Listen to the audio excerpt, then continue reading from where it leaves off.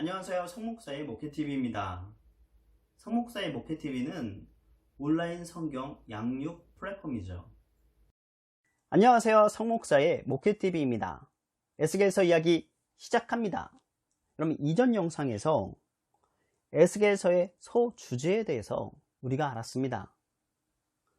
하나님의 백성, 하나님의 영광과 임재, 회복자 성령님, 회복자 예수 그리스도, 구원자 성부 하나님에 대해서 우리가 알게 되었죠.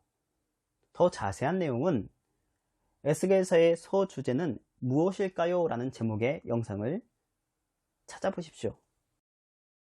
이번 시간에는 에스겔서 전체의 개요와 내용에 대해서 살펴보려고 합니다.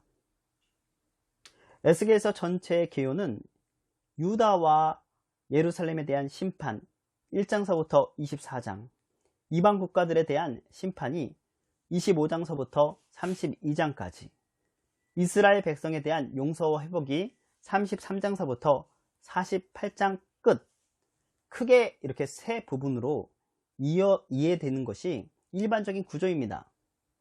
그런데 마지막 부분 33장서부터 48장을 두 개로 쪼개면 4단락이 되죠. 다시 회복과 승리 33장서부터 39장이고요. 새로운 성전과 제사 제도의 회복 40장서부터 48장으로 나누어 에스겔서 전체를 4수로 나누기도 합니다. 근데 우리는 앞부분 1장과 3장을 다시 띄어내어서 5단락으로 보려고 합니다. 에스겔의 소명이 1장서부터 3장 말씀으로 띄어지는 것이죠.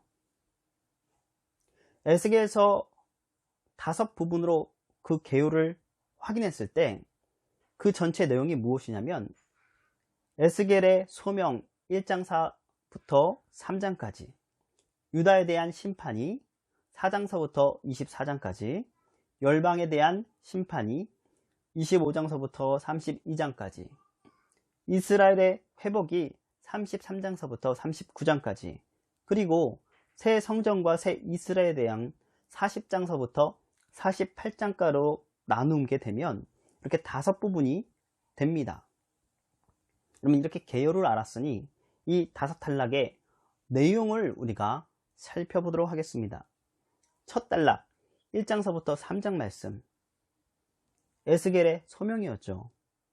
하나님의 영광, 내 생물의 환상에 대해, 그 환상 아래서 에스겔의 소명과 사명이 주된 내용입니다. 그럼 제사장이었던 에스겔은 유다가 망해가는 시점에서 더 이상 제사장의 직무를 할 수 없었습니다.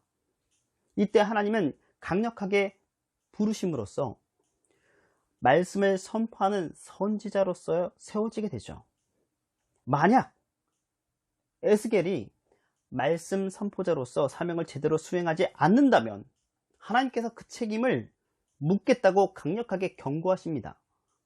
선지자의 책임이 얼마나 중요한지를 가르쳐주고 있습니다.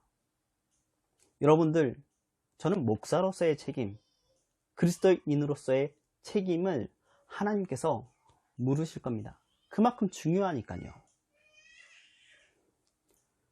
둘째 단락 4장서부터 24장까지, 유다와 예루살렘에 대한 심판의 상징과 메시지가 언급되어 있습니다.